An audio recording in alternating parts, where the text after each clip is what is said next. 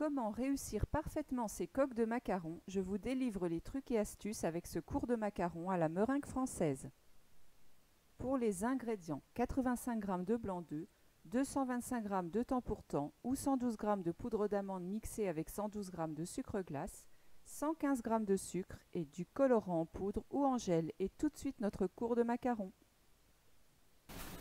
Bonjour à tous, aujourd'hui je vais vous montrer comment réaliser des coques de macarons et vous dévoiler toutes les petites astuces pour optimiser leur réussite. Mais tout d'abord, le choix des ingrédients. Les blancs devront être séparés des jaunes et conservés au frigo sous cellophane plusieurs jours auparavant, environ 2-3 jours, et n'oubliez pas de les ramener à température ambiante, environ 1 heure avant leur utilisation. Le sucre, pas de mystère, c'est du sucre fin. Ensuite, le temps pour temps. Alors le temps pour temps, c'est 50% de poudre d'amande et 50% de sucre glace mixés ensemble. Donc en fait, vous avez deux possibilités. Soit vous achetez le temps pour temps déjà tout prêt, solution facile et en général ils sont très bien mixés, donc c'est beaucoup mieux pour avoir des coques bien lisses. Soit vous le faites vous-même. Donc vous pesez 50% de poudre d'amande et 50% de sucre glace. Ensuite vient le choix des colorants. Alors là, j'ai décidé de colorer mes coques d'un rose pâle. Donc en fait, moi j'utilise tout le temps de la poudre, des colorants en poudre. Vous pouvez aussi utiliser du colorant en gel, mais évitez absolument les colorants liquides qui vont modifier la texture et la consistance de votre pâte à macarons. Et donc, ça pourrait s'en ressentir à la cuisson. Les blancs sont à température ambiante, on va pouvoir commencer la recette. Donc on va verser les blancs dans la cuve de notre robot. Et là, je vais parler avant parce qu'après vous n'entendrez plus rien avec le robot.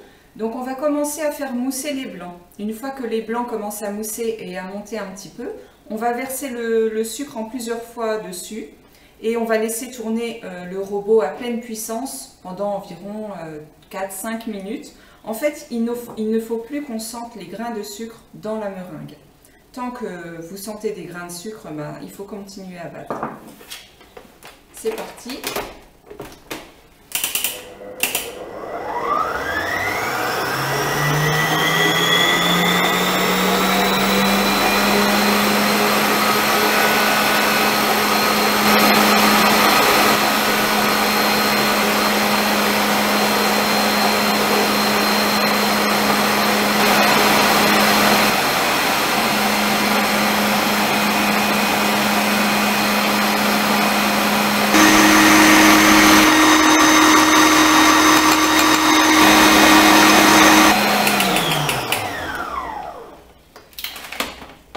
Voilà, donc ça fait 5 minutes que ma meringue est en train de monter. Je pense qu'elle est parfaite. On ne sent plus un grain de sucre et vous voyez qu'elle est quand même super compacte. C'est exactement la texture que l'on recherche. À ce moment-là, moi je décide d'incorporer le colorant en poudre. Parce que je trouve qu'il se mélange bien mieux dans de la meringue que lorsqu'on a déjà mis le temps pour temps. Donc alors on y va avec parcimonie, hein. Il ne s'agit pas non plus de mettre le pot. Et puis moi je veux un rose pâle, donc voilà, je mets la pointe d'un couteau. Et là on refait tourner quelques minutes seulement, 30 secondes disons, pour juste mélanger.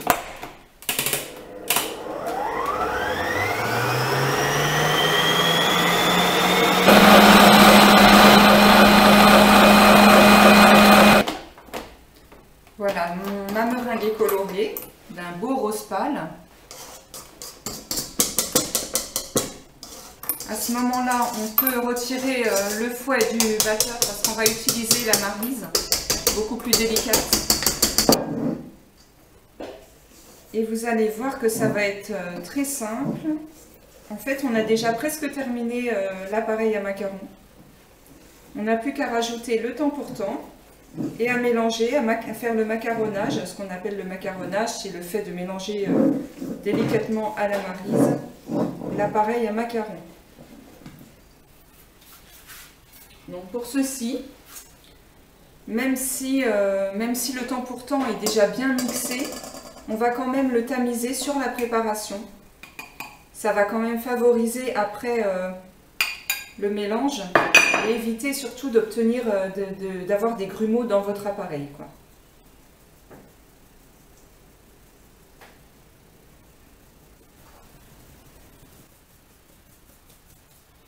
Voilà, on va pouvoir commencer à mélanger à la maryse.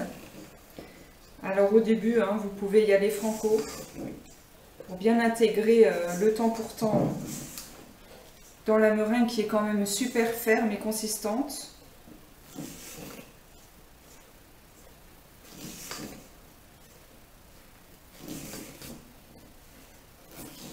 Et ensuite, on va mélanger plus délicatement parce que ce qu'on veut obtenir en fait, c'est une pâte qui fait ruban, un appareil qui fait ruban. Donc tant que votre appareil à macaron ne fait pas ruban, c'est-à-dire quand vous lâchez comme ça, si ça ne fait pas un ruban, vous pouvez continuer, c'est que c'est pas prêt.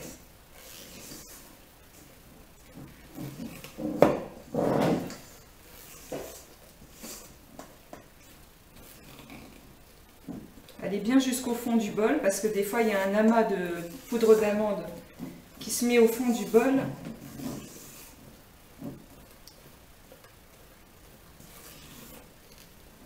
Alors là ça fait un peu les muscles, hein. Il faut reconnaître que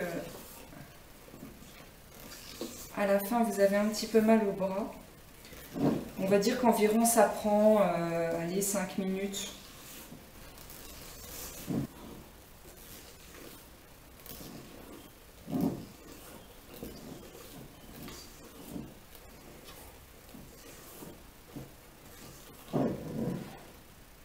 On voit que la pâte commence à se détendre.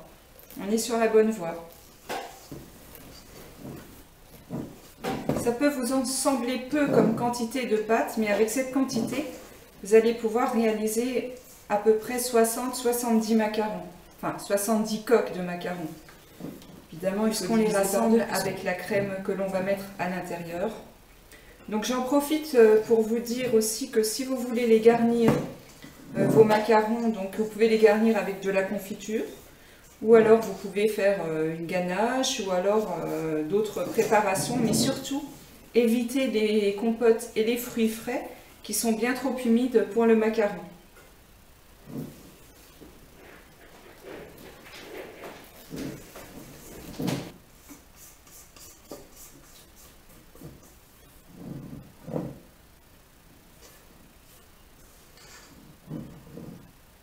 Voilà, là on a une pâte qui est parfaite. Elle fait le ruban, donc c'est très très bien, c'est exactement ce qu'on recherche. Donc maintenant nous allons verser donc notre appareil à macarons dans une poche à douille.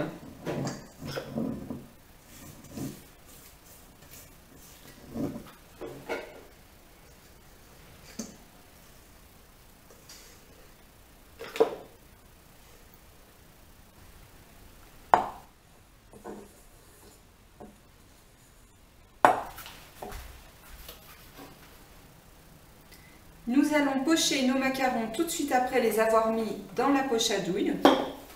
C'est vraiment inutile de laisser reposer la pâte. Et donc, pour ça, pour vous aider, vous pouvez pousser la pâte dans la poche. Voilà. Ça évitera aussi d'avoir des bulles d'air. Donc, j'utilise une plaque anti-adhésive. Alors, je vous déconseille fortement les tapis silicone qui, pour moi, sont vraiment chers pour ce que c'est parce que ça sert strictement à rien. En tout cas, moi, pour les avoir déjà testés, j'ai déjà eu des coques de macarons qui en dessous étaient toutes pâteuses et qui ne desséchaient pas dans le four à cause de ça. Donc le mieux, c'est vraiment une plaque anti-adhésive, hein. Donc maintenant, on va former des petits ronds en essayant d'être les plus réguliers possible. Tenir bien votre poche à douille droite comme ça. Et hop. Espacez-les quand même parce qu'ils vont s'étaler un petit peu après, je vous expliquerai pourquoi.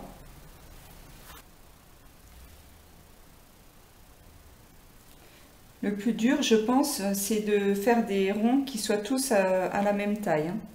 Évidemment, après, quand on va les rassembler, donc on a besoin de 2 coques identiques pour faire le macaron. Et s'il y en a un gros et un petit, c'est quand même beaucoup moins pratique et moins joli surtout. Voilà déjà une plaque. Et c'est reparti.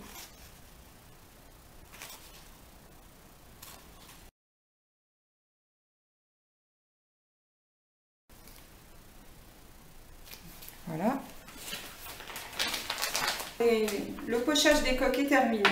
Donc je vais vous expliquer maintenant pourquoi il fallait les espacer un petit peu. Parce qu'il faut taper les plaques pour faire ressortir toutes les petites bulles d'air qui sont à l'intérieur de l'appareil. Donc là, vous n'hésitez pas. Vous lâchez la plaque sur le plan de travail. Faites ça 3 fois. Et donc toutes les petites bulles d'air sont ressorties. Et les coques de macarons prennent leur place. Voilà. Et quand on a réalisé ça, on va pouvoir passer à l'étape du croûtage. Alors le croûtage, en fait, c'est le fait de laisser les coques de macarons environ 3/4 d'heure, 1 heure à température ambiante. Cette étape est nécessaire pour obtenir une belle petite collerette qui se développe à la cuisson et obtenir des coques de macarons qui sont bien lisses. Donc c'est parti, nous on va laisser 45 à 50 minutes. Une dernière petite astuce pour savoir si vos coques de macarons sont assez desséchées sur la surface, c'est de passer légèrement votre doigt dessus. Et si vous sentez que c'est sec et qu'il n'y a rien sur vos doigts, on peut faire cuire. On va enfourner les coques 16 minutes à 140 degrés. Et on se retrouve juste après pour le résultat. Les macarons sortent tout juste du four et on peut constater que la collerette s'est bien développée tout autour. Mais par contre, on va attendre encore une dizaine de minutes avant de les décoller de la plaque. Sinon, vous pouvez être sûr qu'ils vont s'arracher et vous ne pourrez pas les utiliser, vous ne pourrez rien en faire. 10 minutes se sont écoulées. Donc là, on va pouvoir constater qu'ils se décollent parfaitement bien. On n'a même pas en fait à forcer, ils se détachent tout seuls. Donc, je ne sais pas si vous verrez très bien, si je ne suis pas trop près de la caméra. Mais en tout cas, vous pouvez voir qu'ils sont parfaitement lisses en dessous. La collerette est très jolie. Et là, on va pouvoir les garnir. Alors ici, j'ai choisi de garnir mes macarons avec une garniture à la mûre. Donc pour ça, rien de plus simple. Vous déposez un petit peu de garniture au milieu du macaron.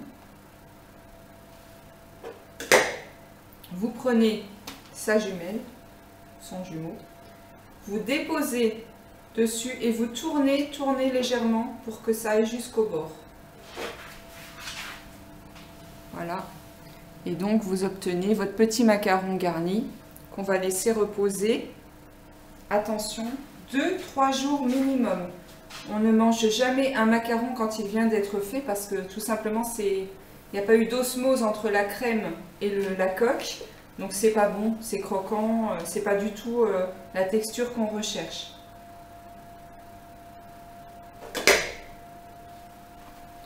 Voilà, donc je me rapproche pour vous remontrer.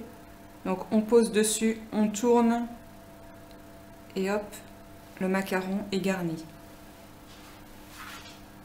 Je crois qu'on a fait le tour de la question. Je vous laisse donc essayer et vous verrez que c'est pas si compliqué que ça de faire des coques de macarons. C'est vraiment à la portée de tous. Je vous dis à bientôt pour d'autres vidéos. Bisous, ciao!